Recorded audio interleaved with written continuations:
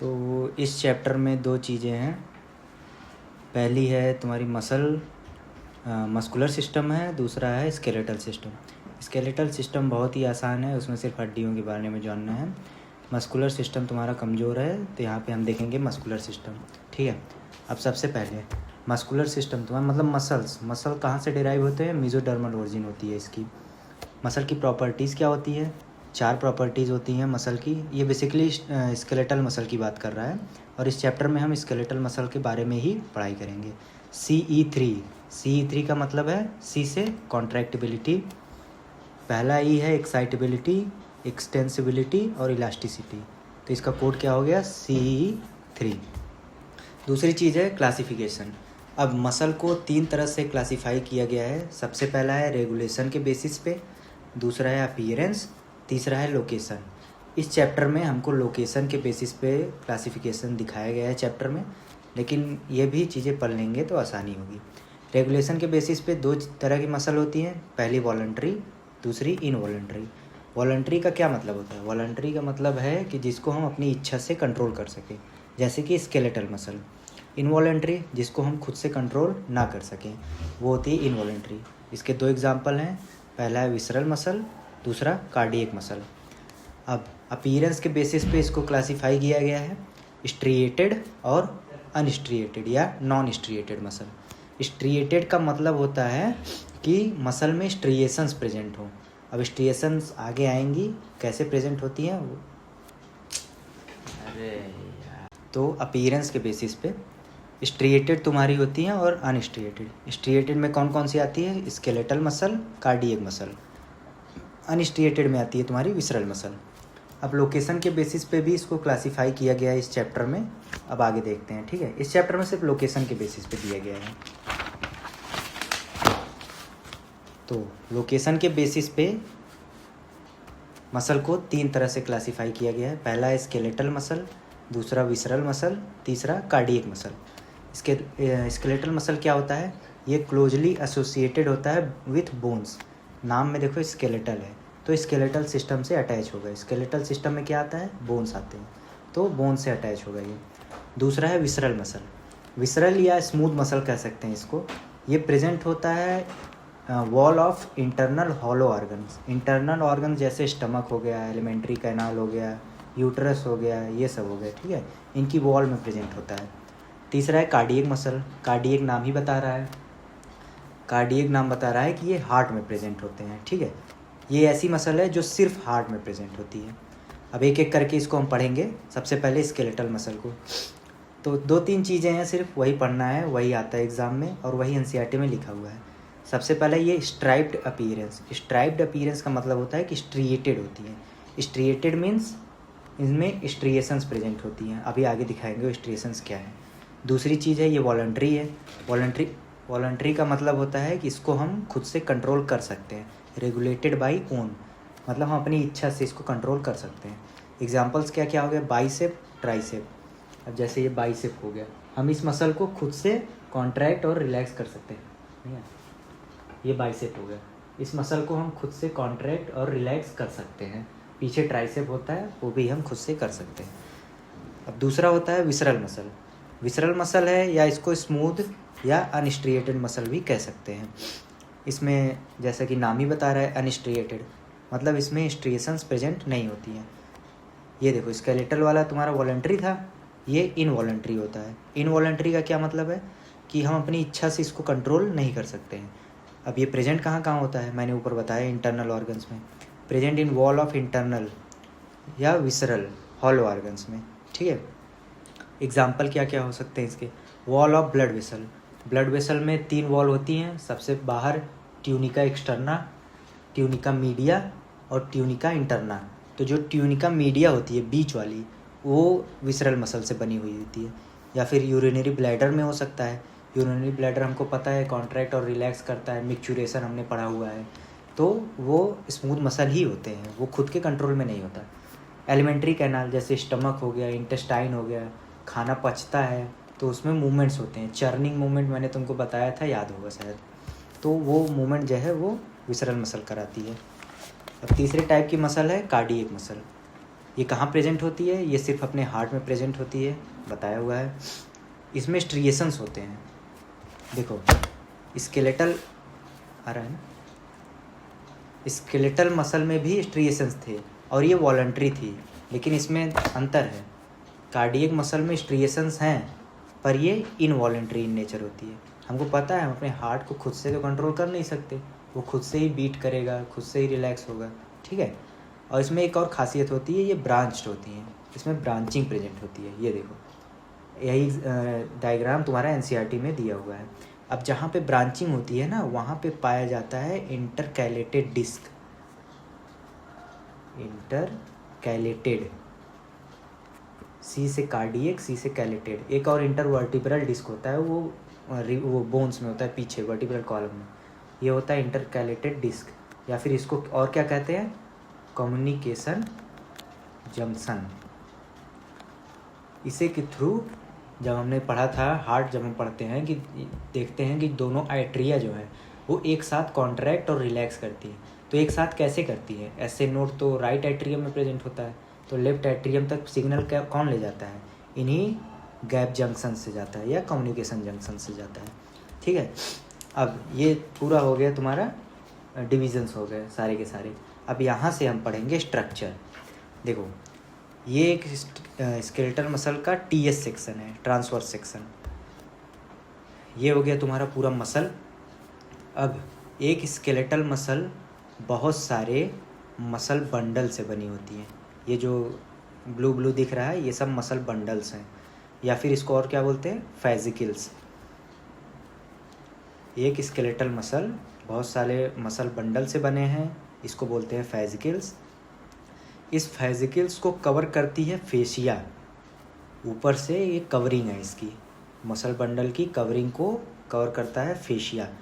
यहाँ पे देखो ये सिर्फ कवर नहीं कर रहा है, ये एक मसल बंडल को दूसरे मसल बंडल से कनेक्ट भी कर रहा है। ये देखो यहाँ पे कनेक्शन है, यहाँ पे कनेक्शन है, तो इसका काम क्या होता है, कनेक्टिव कोलेजनस टिश्यू लेयर होती है ये सिर्फ कवरिंग में काम आती है, ठीक है। अब इस मसल बंडल के अंदर पाए जाते हैं मसल फाइबर्स, ये ब्लैक ब्लैक दिख रहा है ना, ये होते हैं मसल फाइबर या मसल सेल। सब फिर से शुरू करते हैं।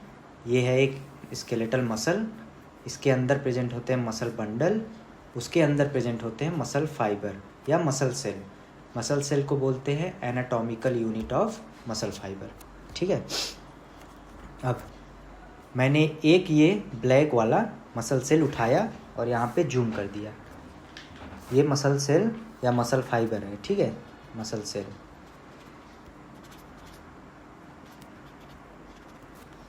अब इस मसल सेल के अंदर बहुत सारे ये मायोफाइब्रिल्स प्रेजेंट होते हैं, ये ब्लैक ब्लैक दिख रहे हैं ना, ये सब होते हैं मायोफाइब्रिल्स या मायोफिलामेंट्स, फिलामेंट की तरह दिख रहे हैं। और हमने पढ़ा हुआ है कि जो मसल सेल होता है वो मल्टी न्यूक्लिएटेड होता है, और इसको बोलते क्या है, सिनसाइसियम, मल्टी न्यूक्लिएटेड या सिनसाइसियम, ठीक है।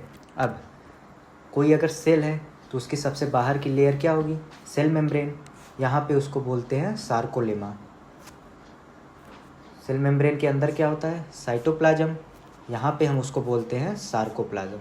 जैसे मसल की जो स्टडी होती है, स्टडी ऑफ मसल, उसको बोलते क्या है, सार्कोलॉजी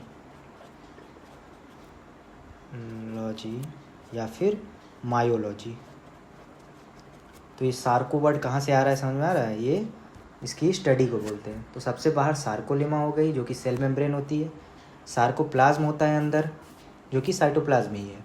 अब उसके अंदर ये सब न्यूक्लियस हैं, और हमने पढ़ा है इंडोप्लाज्मिक रेटिकुलम प्रेजेंट होते हैं, यहाँ पे इसको बोलते हैं सार्कोप्लाज्मिक रेटिकुलम। और इसमें स्टोर क्या होता है, कैल्शियम आयन। अब देखो ये इंपॉर्टेंट है, हमने यहाँ पे स्केलेटल मसल का सेक्शन दिखाया, उसके अंदर प्रेजेंट होते हैं मसल बंडल, उसके भी अंदर प्रेजेंट होते हैं मसल फाइबर। हमने मसल फाइबर लिया और जूम कर दिया। अब हम सिर्फ ये एक मायोफाइब्रिल को उठा रहे हैं और उसको जूम करके मैं दिखाता हूँ। ये देखो, ये मैंने एक मायोफाइब्रिल या मायोफिलामेंट को जूम कर दिया। जूम करने पे क्या दिख रहा है मुझे, alternate light dark light dark light dark, ये सब बैंड्स हैं। तो जो लाइट बैंड होता है वो बना होता है थिन फिलामेंट, वो होते हैं थिन फिलामेंट। किससे बना होता है? एक्टिन फिलामेंट से बना होता है। इसको और क्या बोलते हैं? I band. ये जो डार्क बैंड है वो थिक होता है, दिख रहा है इसमें, थिक होता है। और ये बना किससे होता है? मायोसिन फिलामेंट से। इसको बोलते क्या है? A band. ए मतलब एन आइसोट्रॉपिक और आई मतलब आइसोट्रॉपिक। लाइट वाले के इतने सारे नाम हैं, डार्क वाले के भी इतने सारे नाम हैं, तो ये याद हो जाएंगे, बहुत आसान है। ठीक है, अब ये जो लाइट और डार्क होता है यही देता है तुम्हारा स्ट्रिएटेड अपीयरेंस। मैं बोल रहा था ना कि स्केलेटल मसल जो होता है स्ट्रिएटेड होता है, स्ट्रिएटेड होता है। तो स्ट्रिएशन का मतलब क्या है? यही लाइट और डार्क बैंड जो होते हैं वही स्ट्रिएटेड अपीयरेंस देते हैं।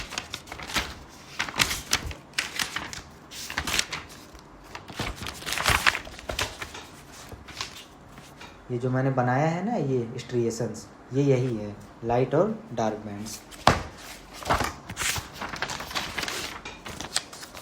अब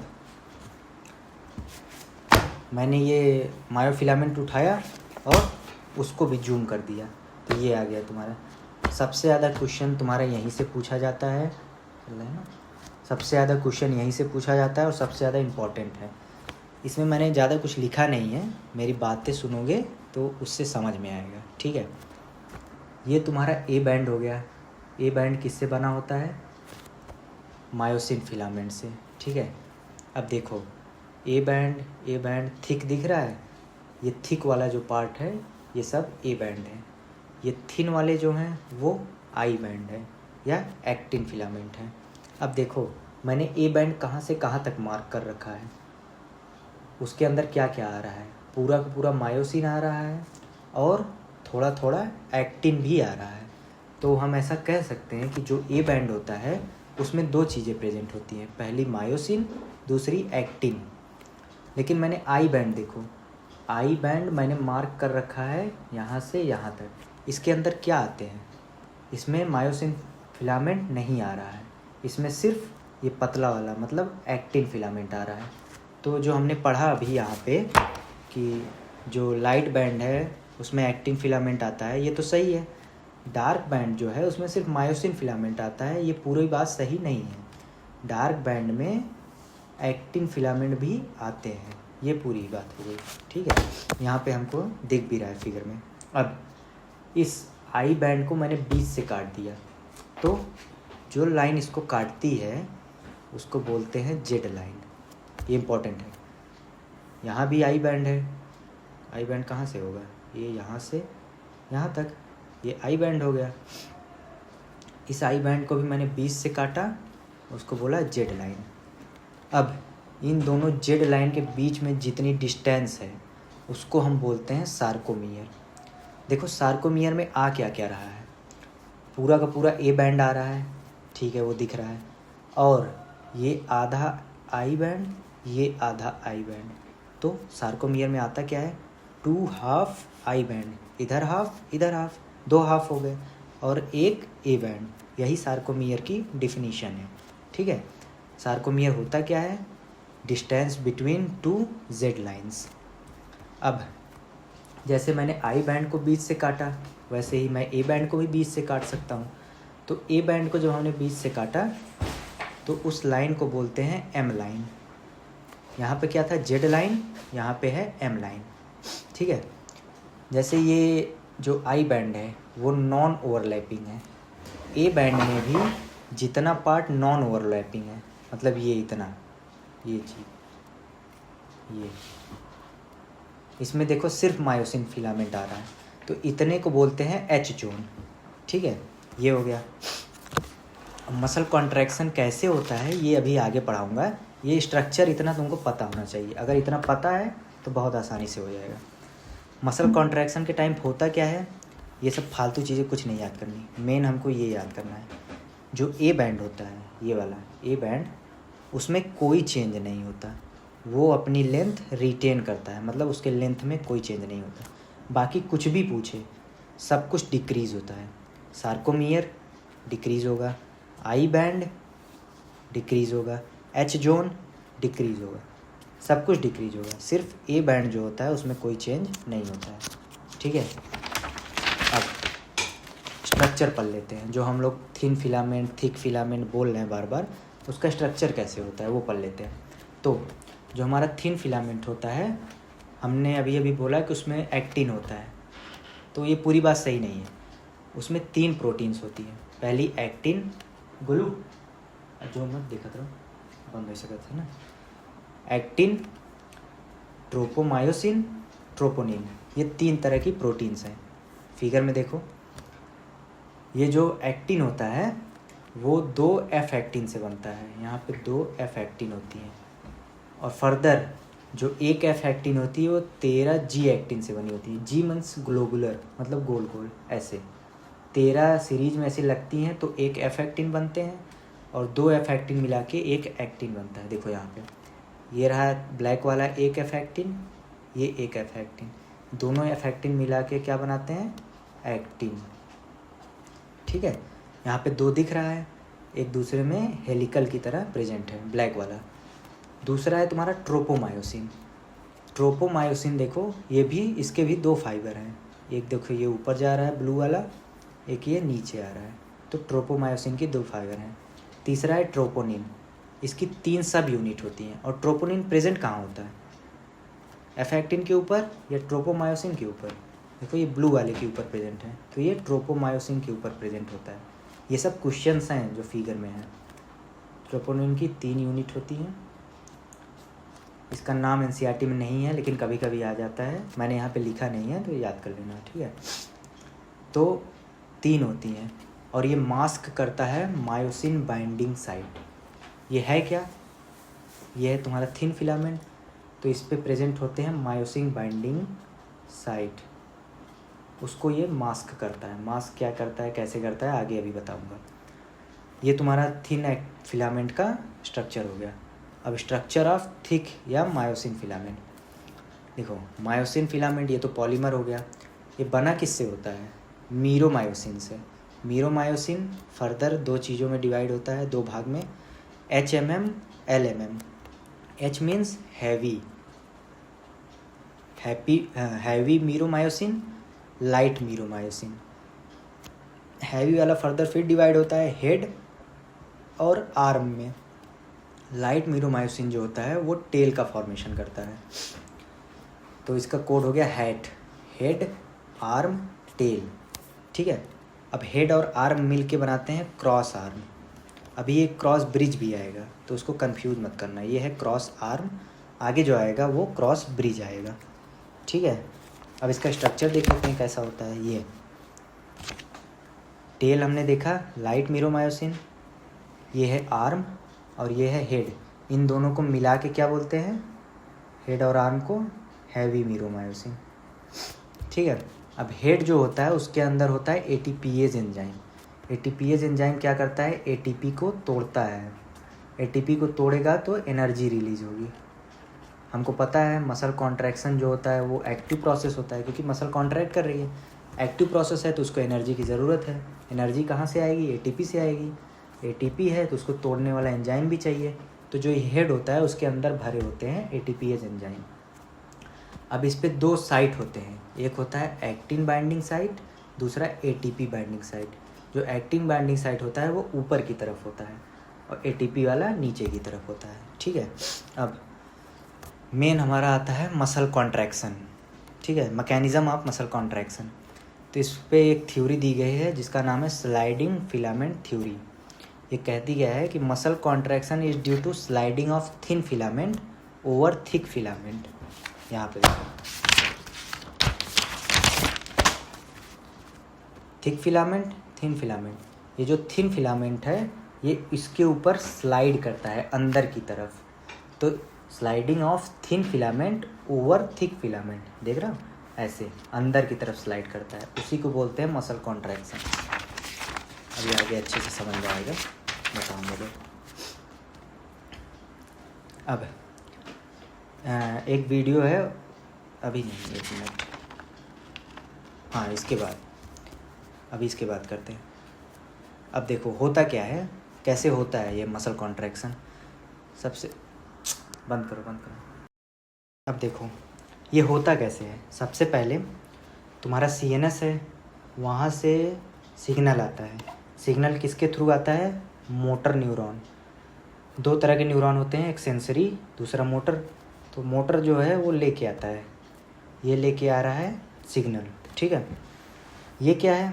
तुम्हारा मसल सेल है, यहाँ पे लेके आया और यहाँ पे ज्वाइन हो गया।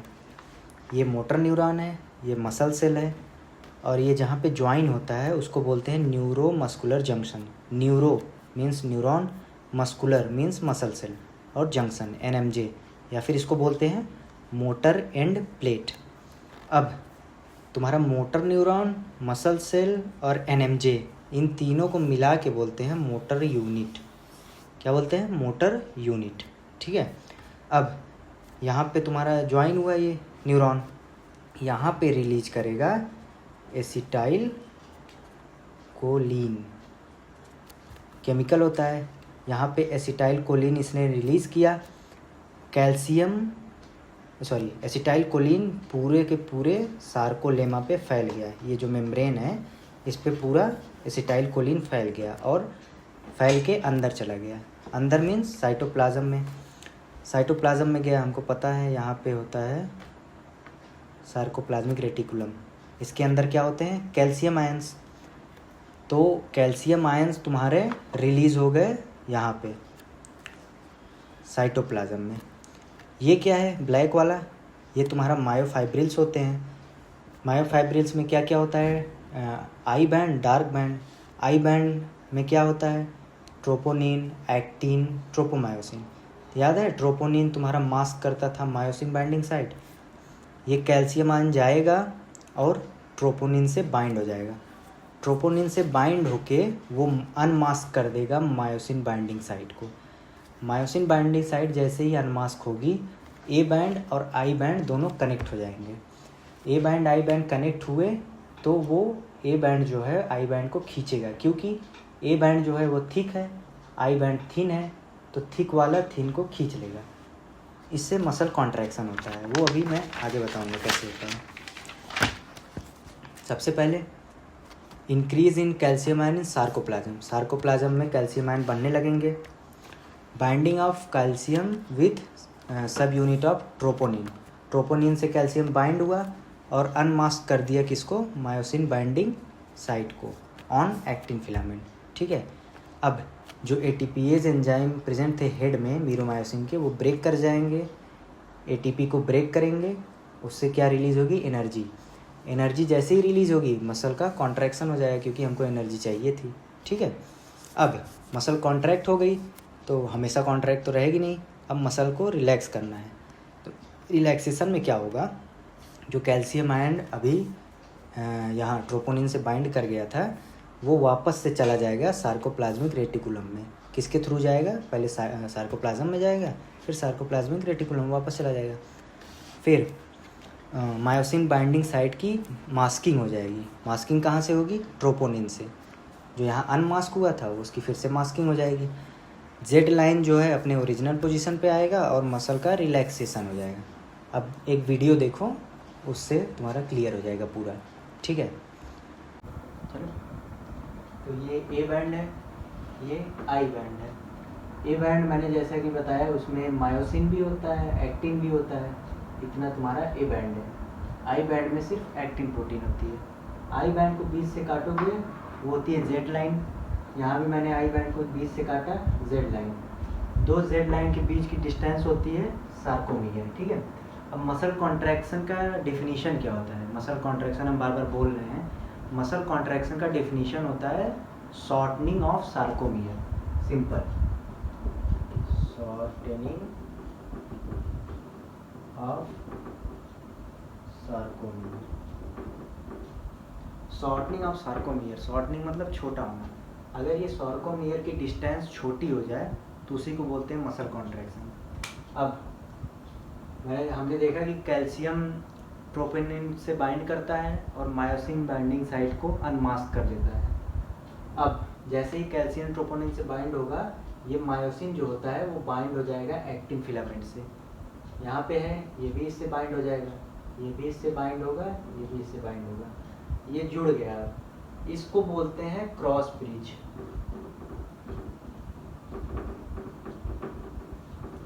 एक था क्रॉस आर्म मीरोमायोसिन में, वो अलग है, ये है क्रॉस ब्रिज। जब एक्टिन और मायोसिन आपस में कनेक्ट हो जाए तो वो होता है क्रॉस ब्रिज। अब देखो, मैं हो गया मायोसिन ए बैंड का, ये मेरा एक हो गया, ये जेड लाइन हो गई, इधर भी एक ऐसी जेड लाइन हो जाएगी, ठीक है। अब मैं मायोसिन हूँ, मैंने दोनों जेड लाइन को पकड़ लिया, जेड लाइन को नहीं पकड़ा है, मैंने इसको पकड़ा है, लेकिन ये जो जेड लाइन है इसमें अटैच्ड होती है, इसको पकड़ा या जेड लाइन को पकड़ा एक ही बात है, ऐसे पकड़ लिया मैंने।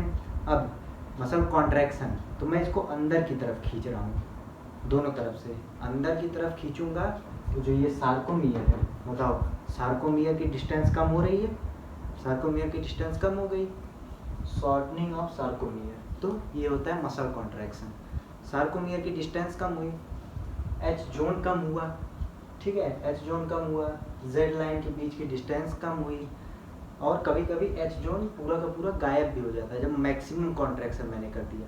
मैक्सिमम कॉन्ट्रैक्शन करूंगा तो एच जोन गायब हो जाता है। देखो ए बैंड वहीं का वहीं है, मायोसिन प्रोटीन वहीं की वहीं है, सब कुछ कम होता है, वही मैंने बताया था। ए बैंड जो होता है उसकी डिस्टेंस कम नहीं होती, लेंथ चेंज नहीं होती है, बाकी सब कुछ डिक्रीज होता है। अब सार्कोमियर डिक्रीज हो गया, वही हमारी मसल कॉन्ट्रैक्शन होती है, बस ये हो गया। अब पूरा ख़त्म हो गया, तुम्हारा मेन जो टॉपिक था वो ख़त्म हो चुका है। अब एक प्रोटीन होती है, ये एक प्रोटीन है जिसका नाम है मायोग्लोबिन। इसी तरह की एक और प्रोटीन हमने देखी है, हीमोग्लोबिन।